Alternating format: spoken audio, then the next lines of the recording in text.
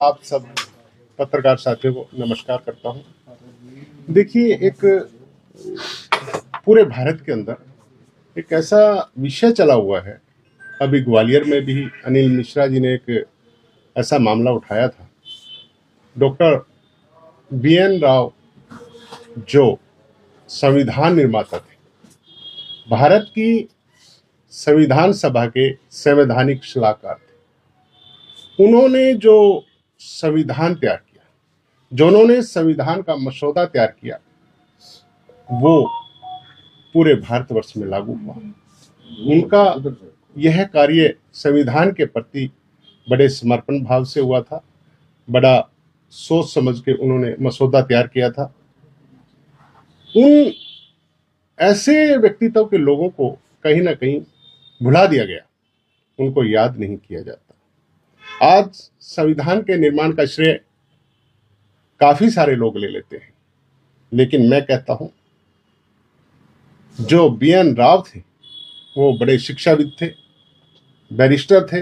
1910 में ICS की परीक्षा पास की।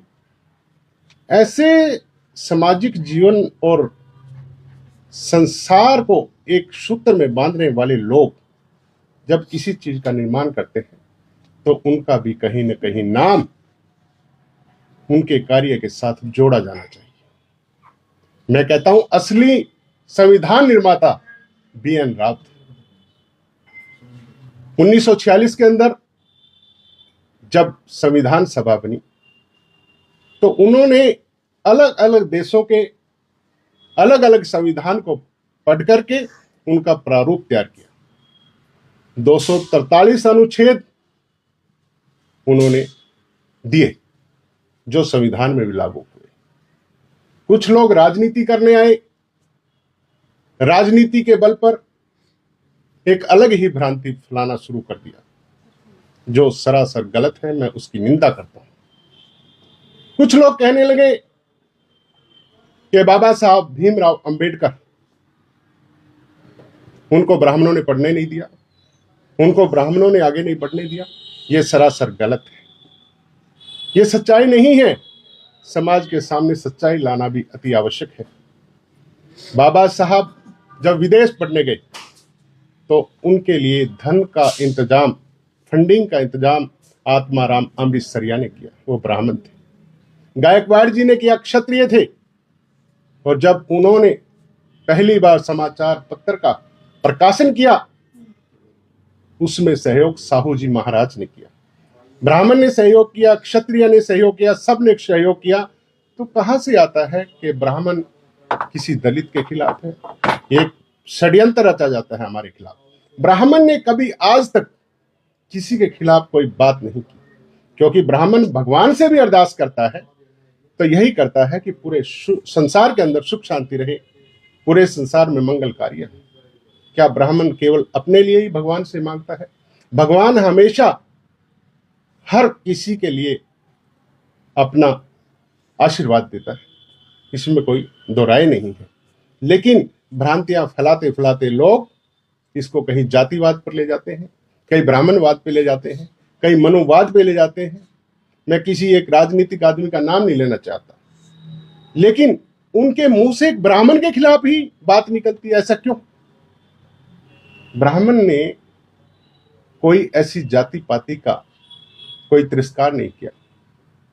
अगर ब्राह्मण ऐसा होता तो क्या अंबेडकर की उपाधि उनके ही एक मास्टर ने, उनके ही एक टीचर ने अपने नाम से उनको अपना नाम दिया?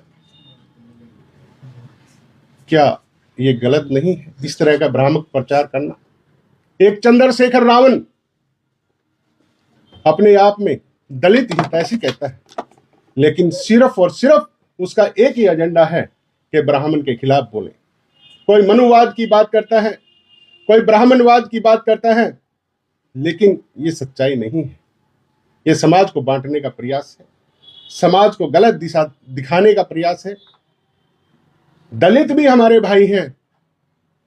हम किसी के बारे में ऐसी कोई भावना नहीं रखते, लेकिन कुछ जगह पर देखा जाता है SC ST का भी दुरुपयोग किया जाता है, वो कहीं ना कहीं समाज को बांटने का प्रयास ही होता है।